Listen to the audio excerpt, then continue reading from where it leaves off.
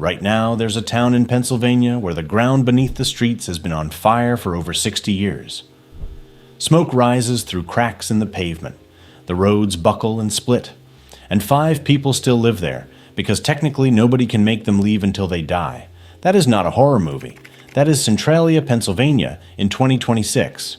But Centralia is not an outlier. It is a symptom. Across the United States, nearly 15 million homes sit completely empty. Entire neighborhoods in major American cities look like the opening scene of a zombie film. And I spent an honestly embarrassing amount of time going down this rabbit hole, so now you get to come with me. Let's start with the big picture. According to the most recent Census Bureau data, the national housing vacancy rate sits around 10%. That sounds manageable, but it hides something ugly. States like Maine and Vermont top the vacancy charts at over 20%, and that sounds terrifying until you realize most of those are vacation cabins and lakeside getaways. Rich people problems, basically. The states with genuine abandonment tell a completely different story. West Virginia has a 16% vacancy rate with a median home value of just $155,000. Mississippi clocks in at 15%. Alabama, Louisiana, and Michigan all hover near the same range. These are not summer homes. These are houses that nobody wants, in places where the economy packed up and left without saying goodbye. And that brings us to Detroit, Michigan. I personally think Detroit is the most fascinating and heartbreaking city in America, and I'm not being dramatic. In 1950, Detroit held 1.85 million people. It was the engine of American industry. The cars, the factories, the Motown sound. Today, the population sits around 640,000. That is a 65% collapse. At its worst, the city contained 80,000 abandoned structures. 80,000. And that is not even the most disturbing part. In the Brightmoor neighborhood on the west side, over a third of all buildings sit empty. Streets that once held working families now feature caved-in roofs, knee-high weeds, and the occasional feral dog trotting past like it owns the place, which honestly it kind of does now. But Detroit is at least fighting back, and we will get to that. First, let me tell you about Gary, Indiana. If Detroit is the poster child of American decline, Gary is the little sibling nobody talks about at Thanksgiving. Gary was built by U.S. Steel in 1906 and was literally called the City of the Century. It peaked at 178,000 residents. Today, it holds about 67,000 and has over 13,000 abandoned buildings. That is roughly one abandoned building for every 5 people still living there. The City Methodist Church, this gorgeous 9-story Gothic complex, stands completely open to the sky. Trees grow through the nave. Ivy cascades down through shattered stained glass windows that once cost a fortune. It is simultaneously the most beautiful and the most depressing thing I have ever seen in a photograph. They actually filmed scenes from Transformers: Dark of the Moon in Gary because the real city already looked post-apocalyptic. They did not need to build a set. Gary was the set. Now here is where the stories get truly wild. Centralia, Pennsylvania.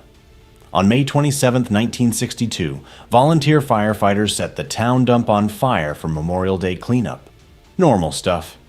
Except the dump sat over an exposed coal mine, and the fire dropped into the abandoned mine shafts below. The early fix would have cost about $175. A steam shovel to dig out the smoldering material. Nobody paid it. That $175 problem is now a 6-square-mile underground inferno, reaching 1,350 degrees Fahrenheit, and it advances 75 feet every single year. In 1981, a 12-year-old kid named Todd Domboski was walking through a backyard when a sinkhole 4 feet wide and 150 feet deep opened directly beneath his feet. He grabbed a tree root and survived. Congress eventually spent $42 million relocating residents. The government revoked the town's zip code, and 5 people still live there under a 2013 agreement that lets them stay until they pass away. Scientists estimate the fire could burn for another 250 years, so that $175 fix is going to end up costing, conservatively, a few $100 million. If there is a more American story than that, I have not found it.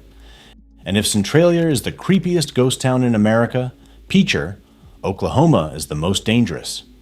Picher was a lead and zinc mining town that at its peak produced over 50% of all the lead and zinc used by the United States in World War I. Sounds impressive until you learn what it left behind.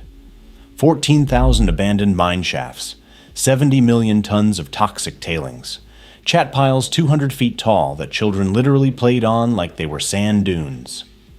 And here's the part that should make you angry.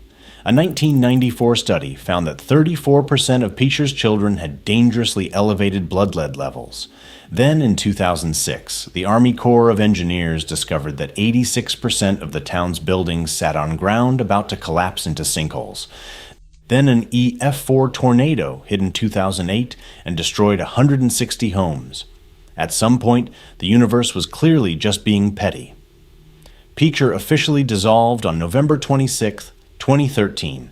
Population 0. If you're finding this as grimly fascinating as I am, hit subscribe. I cover stories like this regularly, and honestly, the research process alone is worth the ride. Now let me take you to the mountains of West Virginia. Coal country. McDowell County once held nearly 100,000 people. Today it has lost over 80% of them. Coal mining jobs in the state dropped 56% since 2009, but the numbers do not capture what it looks like on the ground. Towns like Thurmond, which once shipped 4 million tons of coal per year, now have 5 permanent residents. 5. The entire state has lost roughly 18,600 people just since 2020. Drive through southern West Virginia, and you will pass through hollow after hollow, where the only signs of recent human activity are faded campaign signs and a Dollar General that somehow stays open. So, what is anyone actually doing about all this? Quite a lot, actually, though whether it is working is debatable. Detroit has spent a combined $456 million on demolition since 2014. The Detroit Land Bank Authority now holds over 66,000 properties and has completed over 12,000 vacant home renovations. They estimate those efforts have generated $2 to $3 billion in home value growth. Several cities run dollar home programs, which sound amazing until you read the fine print. Baltimore sells houses for $1, but requires $90,000 in renovations. Buffalo's program has been running for nearly 40 years and closes fewer than 10 sales per year. The most ambitious new effort is Maryland Governor Wes Moore's Reinvest Baltimore program, which launched with $100 million targeting 5,000 vacant properties over 5 years. I genuinely hope it works, but Baltimore's previous program ran for a decade, and the total number of vacant buildings actually increased during the first 4 years. Population loss outpaced rehabilitation, and that is the uncomfortable truth behind all of these abandoned homes across America. This is not just a housing problem, it is an economic gravity problem. When one home on a block goes vacant, every neighboring home loses value. When values drop, more owners walk away. When more owners walk away, more homes go vacant. It is a death spiral, and breaking it costs billions that most of these cities simply do not have. 15 million empty homes, 650,000 homeless Americans, and somehow the homes are in Michigan and Mississippi while the homeless are in Los Angeles and New York. The math does not add up, and I think that is the part of this story that deserves the most attention. Anyway, YouTube thinks you will like this video, so click it now, and if you stuck around to the end, subscribe. I will see you in the next one.